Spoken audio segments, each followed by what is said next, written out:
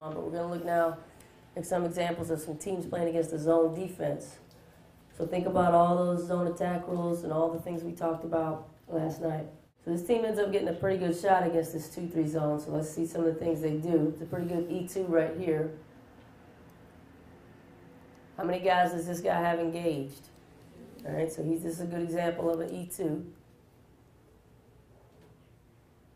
This guy, you can say he engages too. This guy's definitely paying attention to him. So here's back-to-back E2s. Only one guy on him.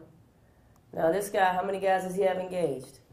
2 guys. Now let's look at their spacing. Let's look at the 2 triangle people. These are the 2 people that are next to the basketball. Let's look at this guy's triangle. He could have a little more of a perfect triangle if he was about right here. His spacing could be a little bit better. Same thing with this guy. His spacing's pretty good, but he could be a little bit more dangerous. He could have a little bit more of a perfect triangle right here.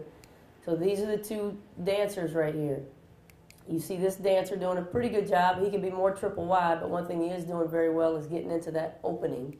So they're going to hit this dancer. Anytime you puncture the middle of a zone by hitting a dancer, everybody else needs to move and get dangerous and they get something easy here.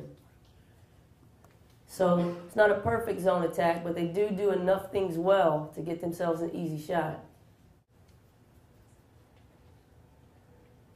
So here's an example of that dancer-to-dancer pass. And here's an example of puncture in the middle with a dribble. She hunts the paint. And once again, look at the defense.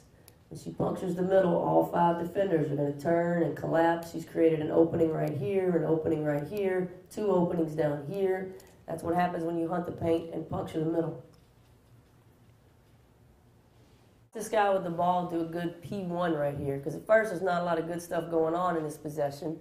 And then watch this guy P1 his dancer to the right spot, because right now they don't have very good spacing. So he's P1 his dancer, gets his dancer into that opening. They've punctured the middle. Notice how the whole defense turns and collapses. These shots that your shooters take after the ball has come out of the paint are a lot easier to hit.